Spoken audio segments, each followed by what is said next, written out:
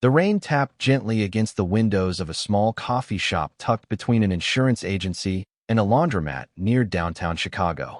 It was the kind of morning that smelled of wet pavement, old newspapers, and roasted beans. Most people hurried past the shop, hunched under umbrellas or clutching to-go cups, too wrapped in their day to look around. But Jack Morrison never rushed. Jack, 58, was a man of quiet routines.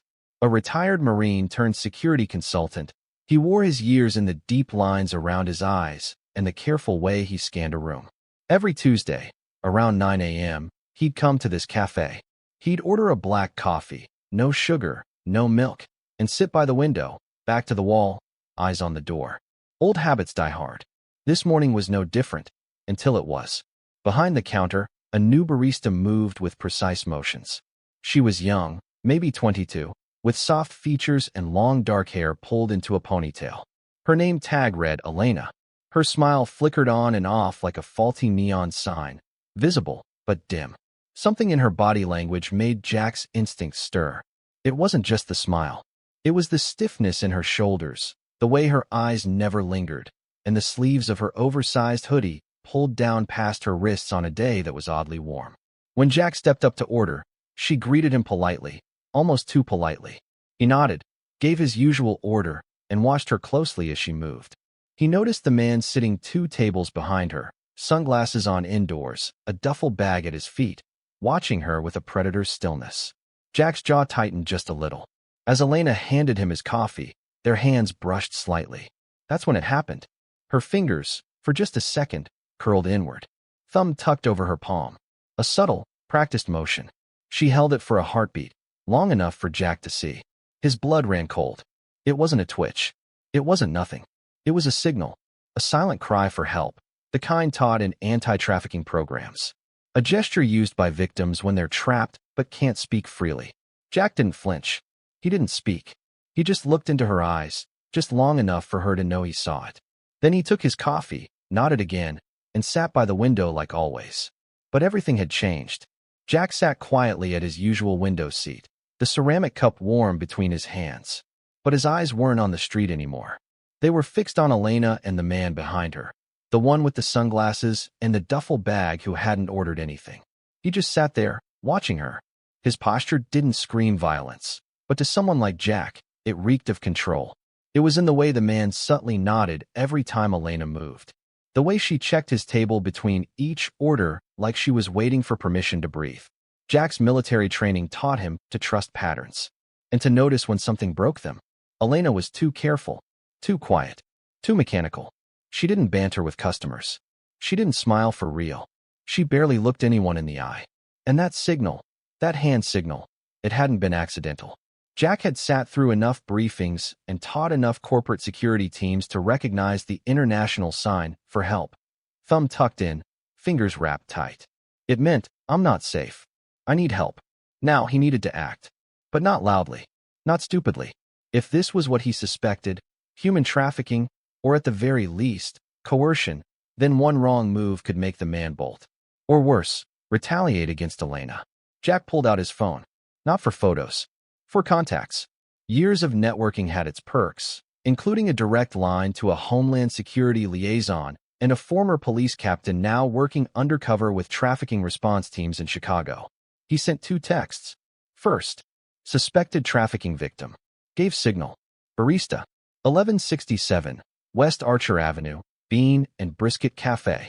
Male suspect, mid-30s, white, sunglasses, black duffel bag. Second, need eyes ASAP. Quiet takedown. Victim still in danger. Then, Jack scanned the cafe again and spotted another potential ally. A uniformed off-duty cop sitting near the door, sipping a latte and reading the sports section. Jack stood, walked toward him casually, and murmured, I think we've got a situation. Girl behind the counter just gave the hand signal. Man in the back might be her handler. I've already alerted Homeland. Stay alert. The officer's eyes narrowed. He didn't ask questions, just nodded once and lowered his paper slightly to get a better view of the suspect. Back at his seat, Jack kept watching. The man in sunglasses occasionally took out a phone, not texting, just tapping the screen like he was waiting for someone or timing something. He never drank, never spoke, never smiled. And Elena, she moved with the desperation of someone who had given up hope of being noticed, until now. Jack's heart pounded, but his face remained calm. He knew he had to buy time. Agents were likely en route, but time was a luxury they didn't have much of. Elena glanced toward Jack once more, just a flick of the eyes, and he gave the slightest nod. You're not alone, it meant. Just hold on. Suddenly, the man in sunglasses stood up. Jack's breath caught, but it was only to head to the restroom. He left the duffel behind. Jack seized the moment. He stood, walked up to Elena, and asked for a refill. His voice casual, his stance calm. Are you okay? He asked gently, low enough so only she could hear. Her eyes brimmed with unshed tears.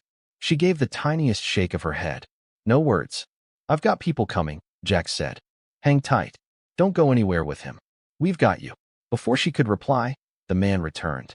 Jack nodded politely and stepped away, slipping back to his seat with his fresh cup. The pieces were moving. And for the first time in a long time, Jack felt that old tension return, the one you feel before everything explodes. Jack's coffee had gone cold. He hadn't touched it since the man in sunglasses stood up and returned. Every second now stretched like a wire, taut with risk. Jack glanced down at his phone. No new messages yet. That meant the agents were close, but not inside. He needed to stall. The man, now seated again, glanced around the cafe with growing restlessness. He pulled out his phone, swiped a few times, then looked directly at Elena.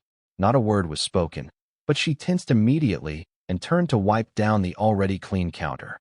Jack watched the subtle power play, a silent threat wrapped in routine. That was when the door opened. Two individuals stepped inside. One was dressed like a jogger, earbuds in, hoodie up. The other wore business casual and carried a laptop bag. Both scanned the room in that calculated, nonchalant way Jack recognized from years of field work. They were the agents. Jack didn't make eye contact. He didn't need to. He shifted in his seat, subtly scratched his left forearm, a prearranged signal from training days. Target confirmed, danger present, victim in sight. The jogger adjusted their pace, slowing down as they checked their phone near the pastry display. The other agent grabbed a table at the back, directly across from the suspect. But something was off. The man in sunglasses noticed the shift in energy. Maybe it was Elena's body language. Maybe it was the agent's too casual demeanor. Whatever it was, he suddenly grabbed his bag and stood up again, abrupt, jerky. Elena froze. Jack stood at the same time. Hey, buddy, he called out, tone easy but firm. You dropped something. The man looked down instinctively. Jack used the distraction to step into his path. The moment stretched. Two predators, two protectors, one terrified girl between them. I'm just here for coffee, the man said coolly. Jack's smile was hard. That right? You've been here an hour. No cup. Behind them, the off-duty cop was already rising from his seat, hand moving near his belt. The jogger agent moved closer, speaking softly into a hidden mic. Then it snapped. The suspect lunged, not toward Jack, but toward Elena. It happened fast. Jack intercepted him mid-step, his shoulder crashing into the man's chest. Tables tipped, cups shattered, and patrons screamed. Elena stumbled back as the jogger tackled the man from behind. The other agent was already at his side, wrestling him to the ground. Within seconds, he was face down on the floor, zip-tied and swearing. Get off me. You don't know who I am. Yes, the agent said calmly, showing his badge. We do. That's exactly why we're here. The cafe froze in a moment of suspended disbelief. Chairs overturned. Coffee dripping from the counter. Elena standing by the sink, one hand over her mouth, the other clenched into that same silent signal she'd given Jack. The off-duty cop moved to clear the scene, directing confused customers toward the door. Jack walked slowly to Elena. You okay? He asked, his voice low, steady. She nodded once, then broke into quiet sobs. Not loud, not dramatic, just the release of someone who had held in too much for too long. I didn't think anyone would see, she whispered. I did, Jack replied. And you did the bravest thing anyone can do? You asked. One of the agents gently approached Elena. We're going to take you somewhere safe, she said. You won't have to see him again. We'll help you get home, get support. You're not alone anymore. Elena hesitated, then nodded, clutching the edge of the counter for support. A paramedic had arrived by now, checking her over, asking her name. She answered quietly, Elena Reyes. The way she said it, slowly, clearly, made Jack realize it might have been the first time in a long while she'd been allowed to speak her real name. As the agents escorted the suspect out, sunglasses gone, duffel bag in evidence custody, the entire room seemed to exhale. The customers still present watched in silence, slowly beginning to realize what had happened. Jack took a final sip of his now-cold coffee, set it down, and walked over to the counter. "I think that's enough excitement for one morning," he said gently. Elena managed a faint smile. "Thank you, mister." "Jack," he replied.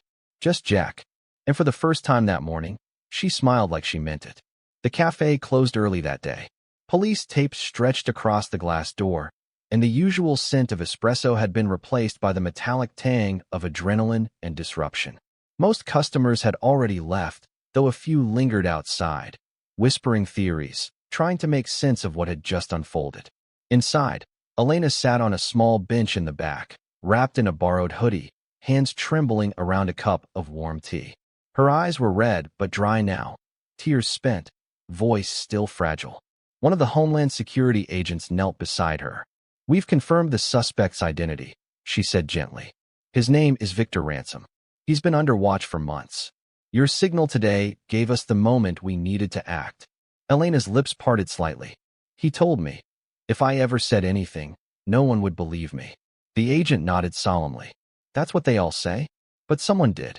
She turned to look at Jack, who stood quietly near the back door, arms crossed, eyes scanning as if still on guard. He hadn't moved far from her since the takedown. Elena managed a broken smile. "You knew the sign." Jack walked over and sat beside her, slow and careful. "Yeah, I teach people how to look for it. But today, I didn't just see it. I felt it." She stared down at her tea. "I almost didn't do it. I was so scared." "You did it anyway," Jack said. "That's courage." By evening, Elena was escorted to a safe house, accompanied by a female detective and a trauma counselor. She would be connected with a legal advocate, a medical team, and, eventually, her family, who had been desperately searching for her for months. She hadn't seen them since she was taken from her college campus during what she thought was a job interview. The cafe was cleaned and reopened 2 days later. But something was different now. Near the register, a small flyer appeared with bold lettering. "Do you know the signal?" Below it, an image of a hand, thumb tucked in, fingers curled over, the international sign for help. People began to ask about it. Staff were trained to recognize it. Conversations started. Elena's story didn't make the national news, at least, not with her name. But the footage from a nearby security camera caught a moment that did go viral. Her hand, in that quiet signal, passed to Jack's as he accepted his coffee. Millions saw it, and thousands began to learn it. A week after the incident, Jack received a letter at his office. No return address. Handwritten. "Thank you for noticing me, for not doubting me, for being the one person who looked past the smile and saw the fear. Because of you, I get to go home. Elena." He read it twice, then tucked it in his wallet behind his veteran's ID. Weeks passed. The coffee shop returned to its regular rhythm. Mornings of espresso steam, laptop clatter, and muffled conversations. To the casual eye, nothing had changed. But for those who knew, everything had. Behind the counter, new employees wore small pins on their aprons, a hand icon, thumb tucked in, fingers curled over. Flyers were posted in the bathroom, near the trash bins, by the exit doors. Quiet reminders that someone is always watching, and someone will believe you. Jack Morrison, meanwhile, declined every interview request that came his way. "I'm not a hero," he told the local paper. "I just listened when someone didn't have words." But what he did do was more important. He began volunteering with local shelters and human trafficking response teams, giving quiet lectures to security guards, airport staff, school administrators. He never dramatized what happened in the cafe. Instead, he told people to look closer, at the girl who seems too silent, the customer who watches too intently, the smile that doesn't touch the eyes. "You don't need to save the world," he told one group of high schoolers. "You just need to see the one person in front of you." And Elena? She didn't disappear into the system. With the help of counselors and a family who refused to give up, she began to heal. Slowly, painfully, but purposefully. Months later, her voice, soft, steady, appeared in a short educational video used in schools and airports nationwide. Her face was blurred, but her story rang clear. I was afraid no one would ever see me. But I made the sign. I didn't know if it would work. And someone saw me. That's all it took. The screen faded to black, then showed the hand signal again with a simple message. Know it. Watch for it. Respond. Back at the cafe, Jack still comes in on Tuesdays. Same window seat. Same black coffee. He doesn't need recognition. He doesn't need thanks. But sometimes, he'll glance at the flyer by the door. And every now and then, someone new walks in, pauses to read it, and quietly mimics the gesture, just to memorize it. Just in case. Because in a world full of noise, sometimes the most powerful scream is a silent signal, and the bravest act is choosing to see it.